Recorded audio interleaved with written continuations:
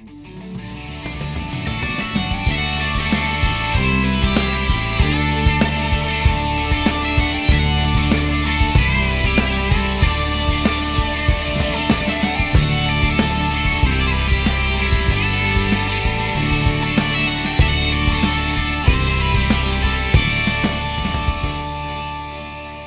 listeners, welcome back to HTO Football. You're with your co-host, as ever, Tom Whitford, and I'm joined again, as ever, by partner in crime, Andrew Timbrell. Andrew, are you well?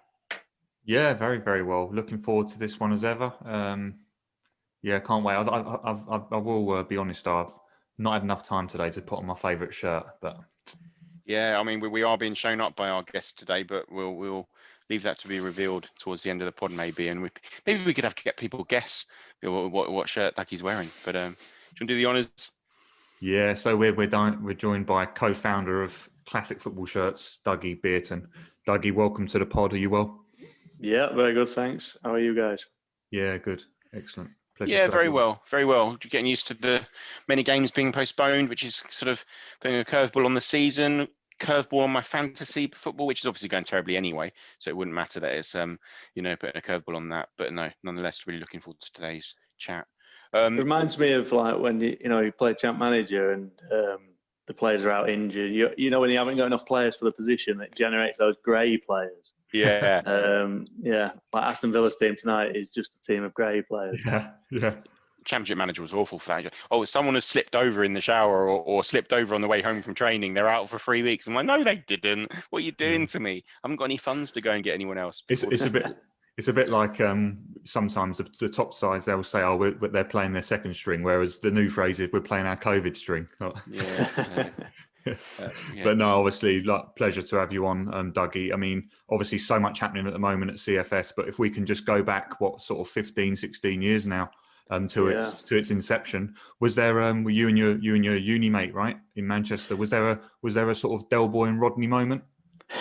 Yeah, just a bit. Seems like a lifetime ago now. You can't believe how far it's all come. We never thought back in 2006 that we'd ever reach the size that we are now. I think our ambition back then was surely we can sell 10 football shirts a day. Like that was the target. We kind of both were obviously very passionate about football, and I was looking for shirts to wear for, when you're at uni, you want to turn up for five-a-side or just to the pub wearing something that's going to turn people's heads. And I wanted to be Paul Gascoigne for a fancy dress party.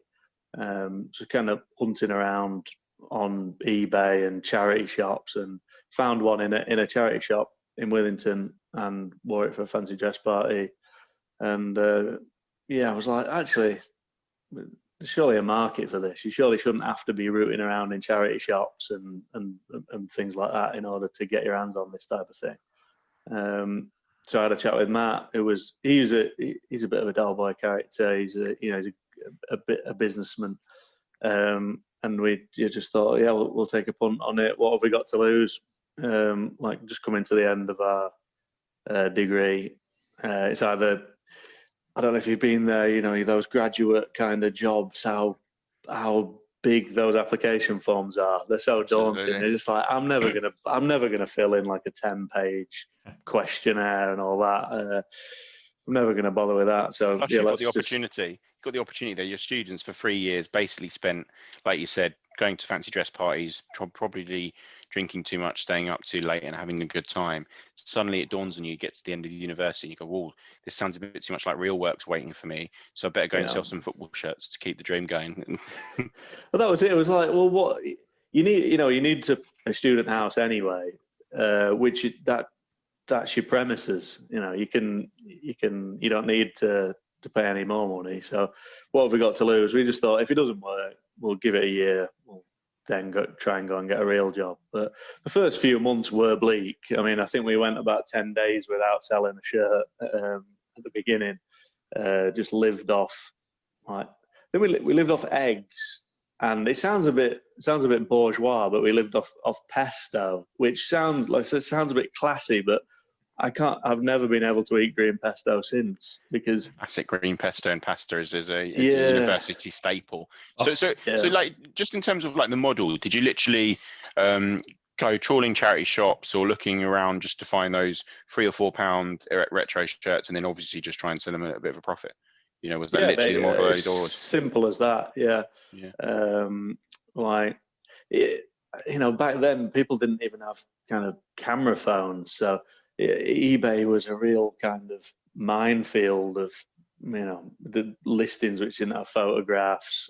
No one really knew what they were doing on there. We didn't know what we were doing on there either. But our basic premise was, we think that if you put together the classic shirts are deserving of a platform for people to buy them, like from a professional, nice service that kind of serves them up and in the way that is befitting of the history and everything like that. So we were like, if we'd be interested to buy it, I'm sure that someone else, there are people out there who would as well. And we took it slowly. I think when we launched the website, we had about 200 shirts, which felt like a lot back then, but now it is just kind of a drop in the ocean. But our mates thought we were crazy. We had these rails of football shirts in our bedrooms, and we were just like, yeah, I'm gonna go and get a real job. Like, yeah, good luck to you guys. And now they get in touch every Christmas and are like, Doug, can I have a shirt? Can I have a discount, please? So it's funny as well, isn't it? Because I suppose you founded in 2006, and obviously it's a decade after like the 90s. Football was just such a decade littered with iconic moments and kits and players, wasn't it? And maybe it felt like a bit of a sort of perfect timing in a way to kind of set something like that up. Yeah, I think because kind of when we were setting up, there was, I don't know if you've heard of toffs. You could get like a cotton reproduction, like George Best, Pele type of thing. But though that wasn't really like our era. We'd grown up with Football Italia, with Roberto Baggio and Cantona and that type of thing. And it was like, we want those shirts from that era, and there wasn't anything around for it. So yeah, I think it was about the right time. Like the 90s was 6 years ago, which sounds crazy now. But yeah, enough kind of time had passed so that they were classic-ish. But that's the remarkable thing about time. Like when we first started the business, last season's Arsenal shirt was the last season at Highbury shirt, which is obviously this real iconic. Bergkamp's last season at Highbury. That was just last season's Arsenal shirt. Now that's a 16-year-old piece of history. Yeah. It's remarkable what time does. Yeah, different colour and all that sort of thing. Yeah. Both big Arsenal fans ourselves, Dougie, and it just saying that now, it makes us think, wow, we've been at the Emirates for that long, It's crazy, real eras. Like, it's interesting when you kind of turn a decade, it like draws these like invisible lines of history and like these cut-off points with shirts.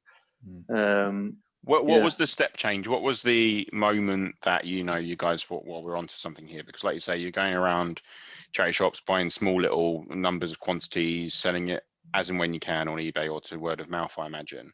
What was the first big, actually, this is something?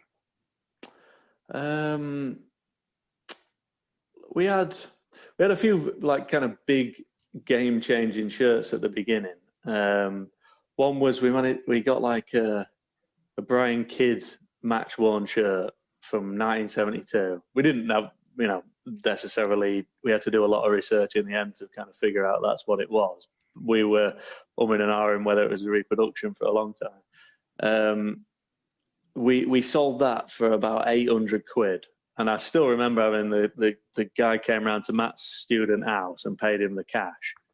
And I still remember having that money in my hands and like looking over my shoulder as I walked home, thinking, God, like that's a lot of money. And this time next year, Rodney. Yeah, and like that's football shirts have done that. £800. That's like the most money I've ever had, like cash. Never seen, £20.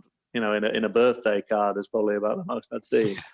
That was a big one. We also had a Joe Royal shirt from the 1976 League Cup final for Man City.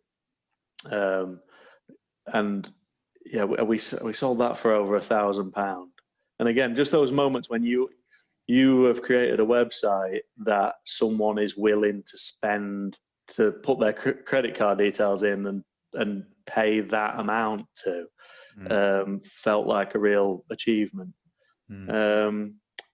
Yeah, those are two things in the early days. But when you look back, it really did take a few years to kind of get up and running. It wasn't really until we did that big AC Milan deal in kind of 2009, 2010 that we really had to kind of.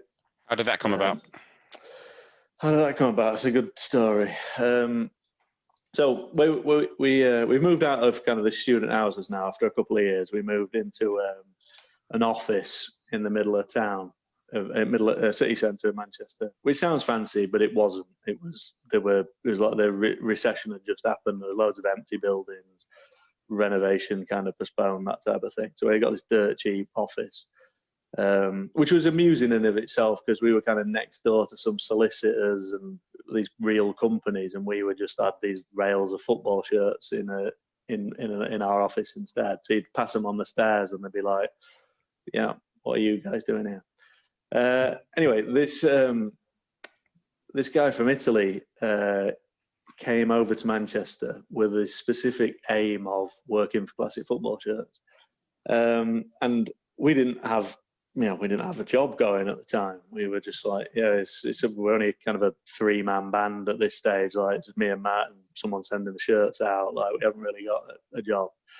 So he just kept coming round and was looking at shirts, talking about shirts. Like, just couldn't really get rid of him. Like, if you're going to keep coming around every day, maybe you can do us a favour and just call up some clubs and shops and things in Italy and see if you can source us some shirts from over there.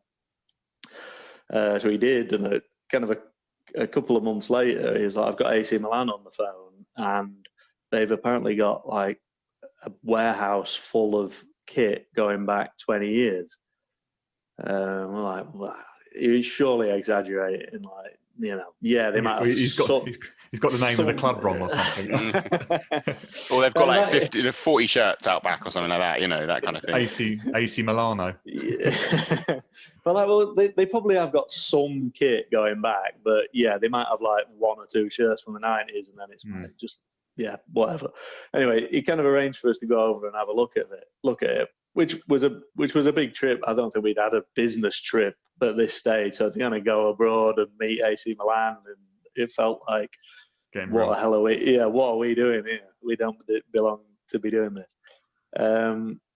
Anyway, then they kind of opened the doors, flung them open, the light shone in, and it was just boxes after box after box after box of this kit, and we were just opening them up, and like that's the 2004, 2005 home shirt with Pirlo on the back. No, another box, right? There's some shorts here from 2006 with like David Beckham's number on.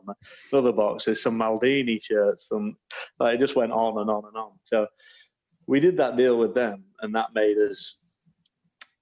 The office was too small. There was no way we were going to get 3 lorry loads of stuff delivered into the city centre of Manchester and handballed up the stairs of this office. It was just never going to happen.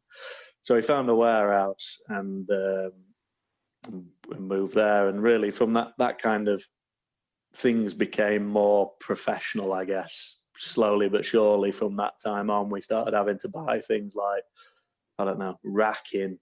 To put things on, rather than just like some cardboard boxes in the floor in a storage room.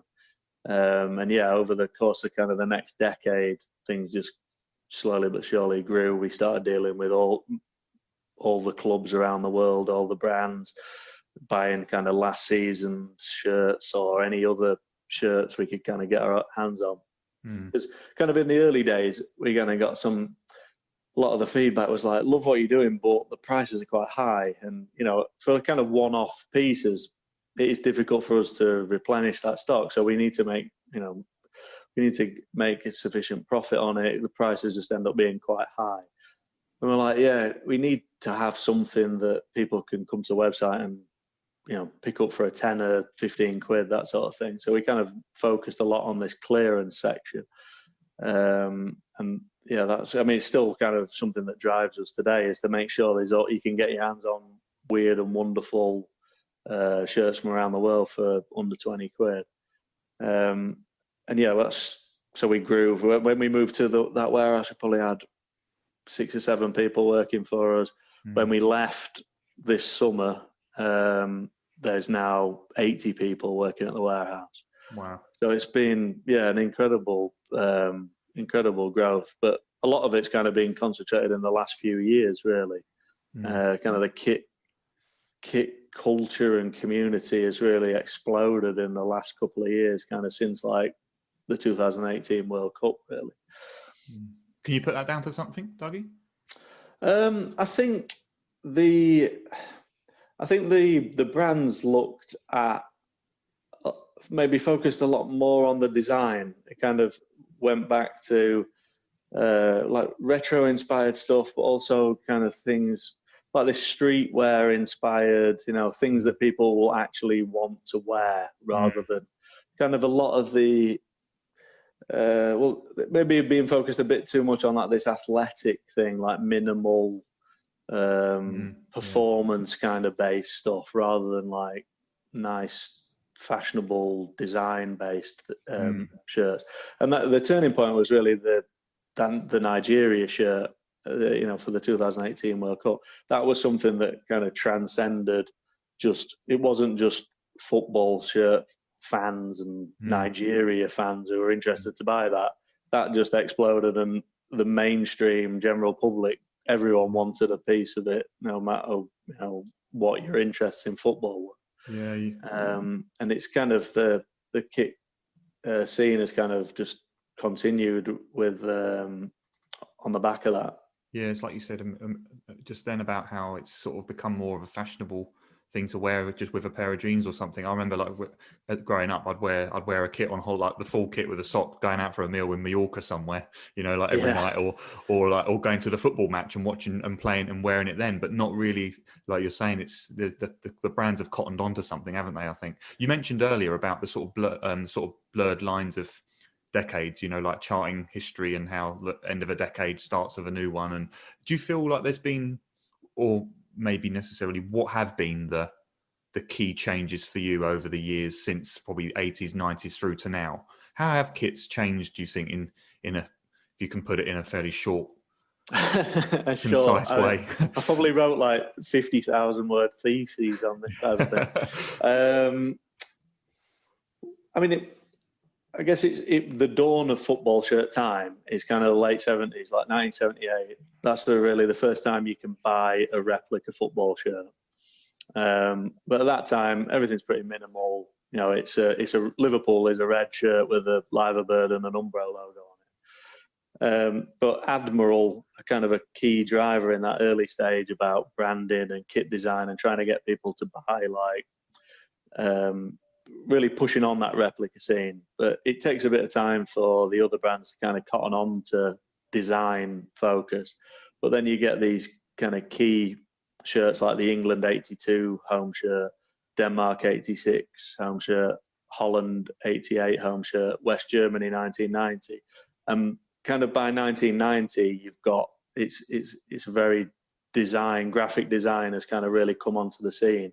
And that just then explodes through the 90s. You have the Bruised Banana, Man United Acid House, the Premier League starts, and it's all bright colours, big designs, eye-catching stuff. Name and numbers start appearing on the back of shirts. And then the shirts get bigger and bigger. You've gone from like tight fit, tiny shorts of the 80s to massive baggy, you can't even see someone's knees, and everyone wears a size XL. Michael Owen's got like the biggest shirt you've ever seen on. Yeah. Sleeves are absolutely massive. And maybe like in the early 2000s, like the design element kind of starts to get more restrained, and like maybe probably inspired a little bit by Nike, who are maybe trying to tone it down a bit and go for more like mass-produced, but like still like good. I mean, they're great when you look back on the designs, but at the time they felt a lot more minimal than what had come before. Yeah. Safe, a bit more safe. Yeah, we want to make sure that we sell like 1 million Man United shirts. We're not going to go risky on the design of it, and that pattern maybe continues until kind of 2010. Then you start seeing like technology come in. You have like the Adidas Tech Fit shirt. Puma are doing a lot with it. Nike is starting putting like ventilation holes on things. It's all getting a bit deep, with it's maybe taking itself a bit too seriously. We're all like vaping it. Well, vaping is a bit later, but you know what I mean? Like that type of, it's all about that sweat wicking technology. Then it kind of creeps through into the middle of the 2010s, and then this design theme, like the 90s kind of start to come back into fashion, and people start thinking about football shirt from a fashion aesthetic point of view. And that's continued. We are where we are now. That's a really interesting point you just made there, because I think 90s football shirts, they followed 90s fashion, but probably without realizing it. So, like you said, like lots of bright colors, oversized. Actually, that was the fashion going on in the 90s in general. I look back at me when I was 10 years old in the 90s, and I was wearing baggy, bright, whatever kids' clothes. Everything was of that ilk. But like you said, I don't think it was necessarily football trying to be a trendsetter in that respect. They were just being of their time, and actually it was really sort of outlandish stuff. Whereas I do think there's been a change recently where football shirts, they're trying to be stylish. They're trying to be not necessarily just a reflection of their time, but trying to be fashion statements. You've seen a lot of throwback kits. Arsenal have done a couple in terms of inspired by a retro design. Lots of football clubs re-releasing their old stock as new lines, sometimes with slightly different, the sponsor scrubbed or whatever, because they don't have those agreements anymore, or a different name for a supplier and that kind of thing. But nonetheless, it really is just in vogue, as they would say, when it's in fashion. Definitely. Do you think? Sorry, Dougie. Do you think TV deals and Sky and stuff coming in? Do you think that kind of impacted things about how kit should look? Possibly. I mean, some of those designs in the 90s are so wild. It's like, would the TV, you're probably complaining that you can't pick out the different teams. I'm not sure about Sky necessarily. I mean, there's definitely some stories from the past about TV.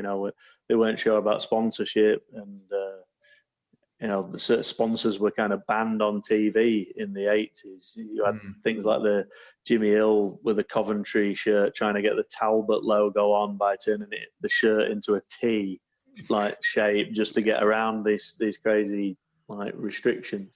But I think we're talking about maybe like right now. It's hard to necessarily. We always have a gut feeling of which shirts we think are going to go on and be like the classics of the future. You can the shirts that kind of leap out straight away. But then there's other kind of elements with football shirts rather than just the design, which is what happens in it is very crucial, and who wears it. And you might have a shirt that's pretty restrained, pretty minimal in terms of its design, but if a team wins a league in it, or they have David Beckham plays in it, or there's that one of those moments happen, then that is going to be the context, a classic. Isn't it? That's going to be a classic shirt as well.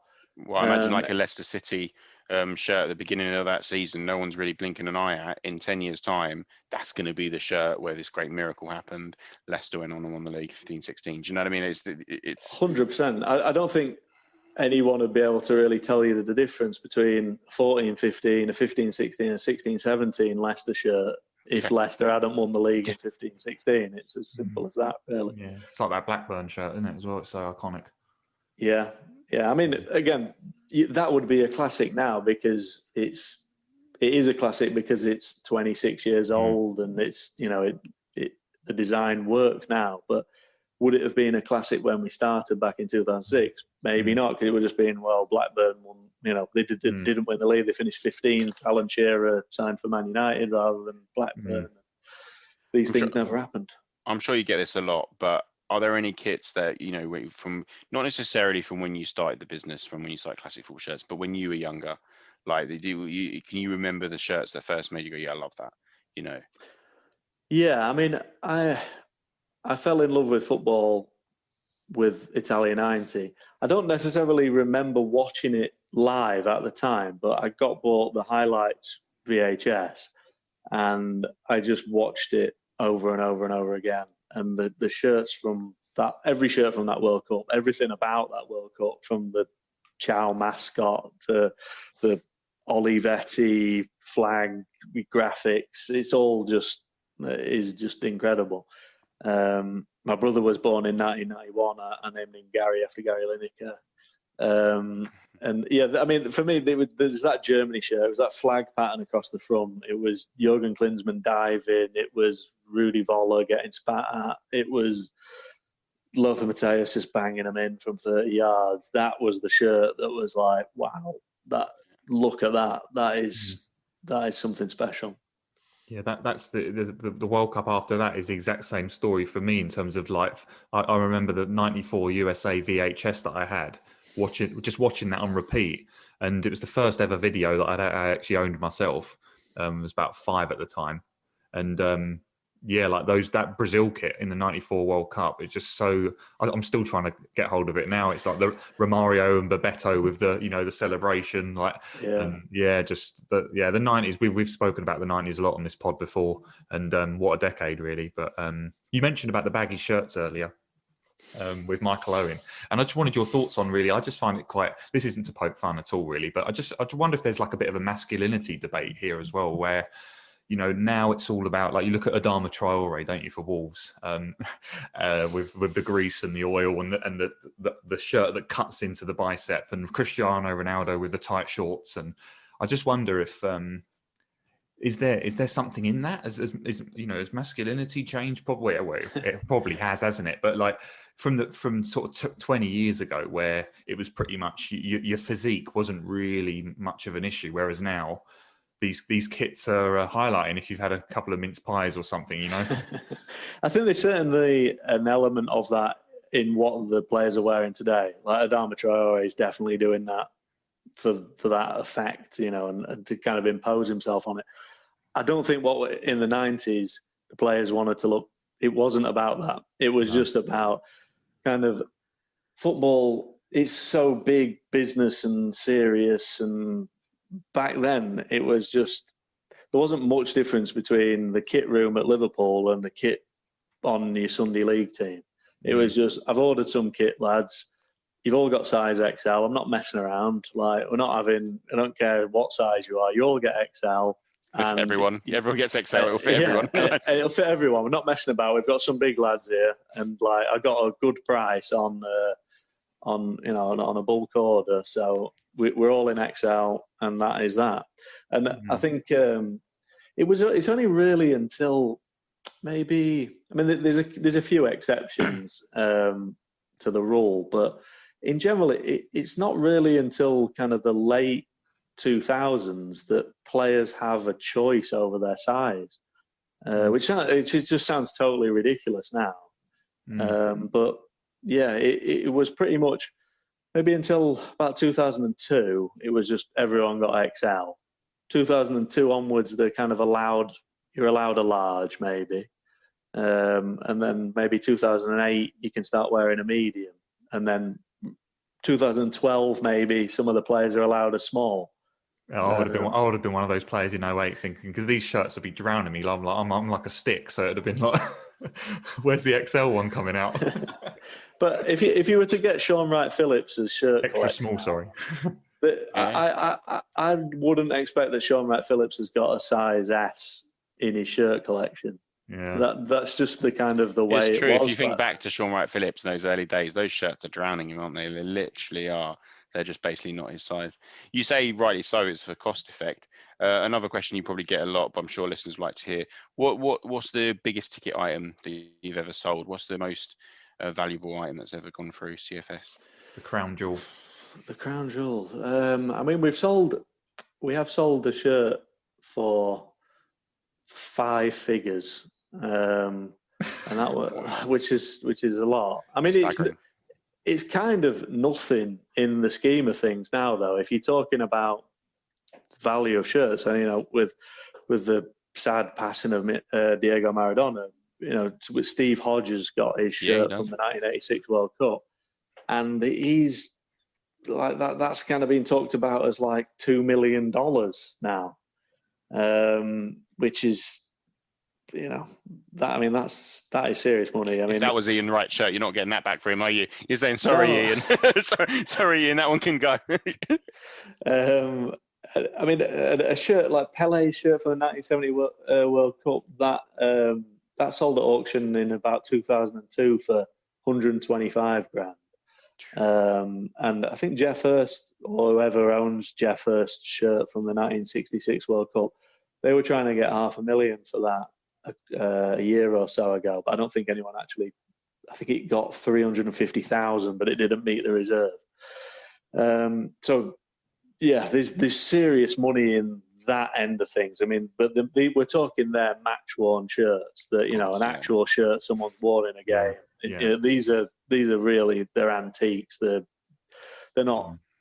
These are special they're not pieces. Replicas, are they? They're not shirts. If we're talking replicas, so something you could have walked into your local sports shop and bought this at the time for 40 quid. The one that's gone up the most is the Holland shirt from 1988. I think the last time we had that in stock, it sold for 750 quid. Yeah, beautiful shirt. Which is just, that's the one that's gone high, the highest. There's others up there, kind of from that 88, 90 kind of period, like what the West Germany away shirt from 1990, the green one from the semi-final with England, Soviet Union from that type of time. They're the ones they're just the classic Adidas, but these great designs. They're the ones that kind of go 500 plus now. You have to be careful with replicas though. My favourite replica I've ever bought, I think, was probably in about 96, 97 on holiday in Ibiza with my family, going to one of the shops at night. One of those fake ones, into Milan, and on the back it's Pints. P-ints, but without the dot in the middle of the P and the I. So I had pints on my back while I was walking around Ibiza. And then it's got pints all around the collar, all around the cuffs. So I love them. I mean, me and my brother were the same. We just would spend hours looking at those type of shirts. And I mean, like my kind of passion for football shirts is kind of maybe born out of the back of Match and Shoot magazine and 442. Just looking through those catalogs and things that came in there, and just like dreaming about owning something that something exotic. Mm-hmm. Would you ever imagine ever getting your hands on a Boca Juniors shirt? Like, yeah. Where are you going to get a Boca Juniors shirt from? Dreams. Well, just to wrap up, Dougie, I just think what you're doing is incredibly inspiring, really, from where you started. The story's amazing, and it's been great to listen to it today. And I think that with the whole collector's item as well, on your bio on Twitter, it's the world's biggest football shirt collection, and I think that collections inspire people and they keep people engaged with items, don't they? And people collect all sorts of things, don't they? And I think that's why this has just become such a giant, Yeah, definitely. Thank you very much for that. And I'm still a collector myself. I can't help but keep things. Keep getting in new stock, taking out a favourite and saying, we're not going to sell that one, I'm going to keep that one. It's my favourite thing to do, is to just open up the new deliveries and see what's come in and put things to one side. I tend to put them to one side for 6 months and then go, okay, we'll let that one go now. But my dream is to own all of the shirts worn at Italia 90, which is a real ask when you think there's so many of them that you couldn't actually buy at the time. Yeah. It's one of them. I love having kind of a pursuit, like a you've got that hunt, that element of just hunting for stuff, and it's it's like an impossible kind of quest. You can't really get a South Korea away shirt from 1990, but isn't that's the fun of it though, isn't it? That's the fun of it. That's what it's all about. Yeah, and I say that a couple of months ago, I managed to get Costa Rica goalkeeper shirt from 1990. So they do come around, but probably be about 60 maybe by the time you'll find them. But there's some amazing collectors out there. People who've been buying off us since 2006 and are still going. Probably the ultimate is a guy from Colombia called Gustavo, who is trying to collect a shirt for every single football team in the world, and kind of going down to tier 6, and with how many teams kind of go out of business and reform, it's just that is, I don't know how many shirts he's got. He must have 20,000 plus. Warehouse bigger than yours. He's getting there. He's getting there. But that's been an absolute pleasure, Doug, and a nice little trip down memory lane for Andrew and I. So we really appreciate it. Yeah, pleasure. Yeah, nice talking to you. Take care, Doug. Weekend. Take care. See ya. That was a great chat. Like I said, nostalgia and sort of memory lane. Go on, then I'll put you on the spot. Andrew, what was your favourite shirt or two growing up? Poor. Well, it seems we've just done a pod with him. I should be on the ball, shouldn't I? I don't know. There's a German shirt. I think it might be the one that Dougie was talking about, actually. A German shirt from the 90s. It might even be their 94 one, with the sort of flame effect. Yeah. That was pretty beaut. And America had a really good one in that tournament as well, actually.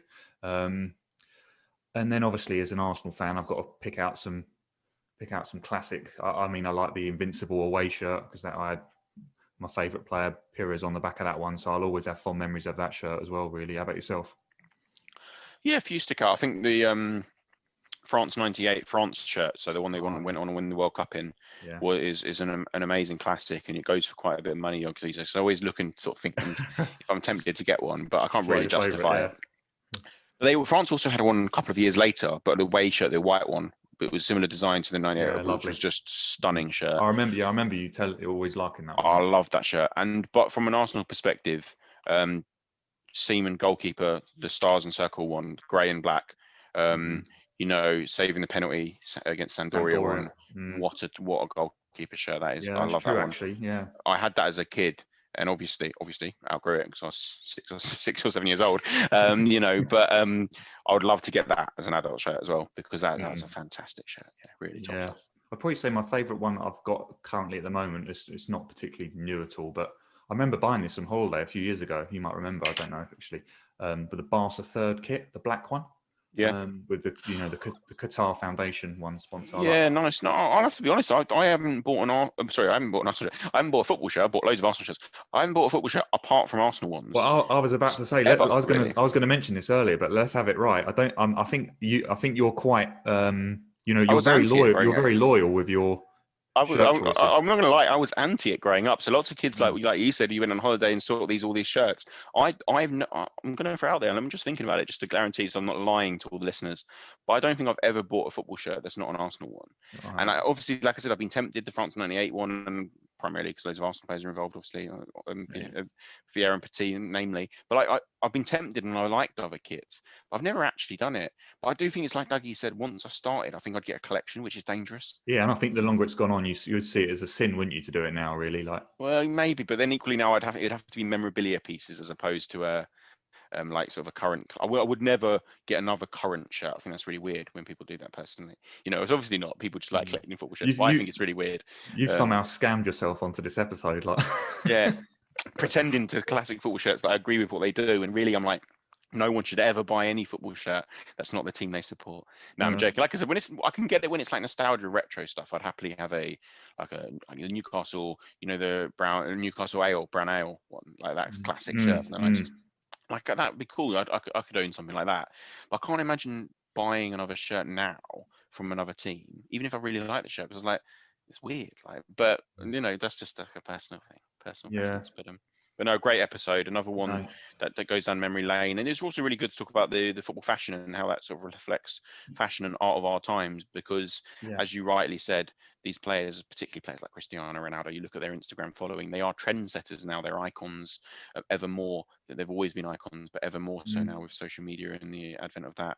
And actually now people look at that as artists, not only on the pitch, but off it as well. And people want to be them. They'll go and copy them. And so, But also, I think that's why people like Jack Grealish get so much attention for doing a bit of a throwback with the socks, because it does, doesn't it? It takes us back, doesn't it, to like the Veron days, like, you know. I'm a huge Jack Grealish fan, and he's doing some fantastic things the last year, playing some top stuff. But let's be honest, for the years before that, he was more known because of his socks. Well, people knew him because of his socks before he was to play, you know, and I think he's a top player, by the way. Oh, I was going to say all the things to admire about Jack Grealish, and none more so than the sock style. Yeah, sure. Exactly. Keep it going, Jack.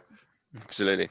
So we've had, obviously, we've grilled Dougie and we've grilled each other, and now it's time for our Twitter followers to get involved and tell us a little bit about their favourite kits over the years, and which are the fashion horrors maybe as well.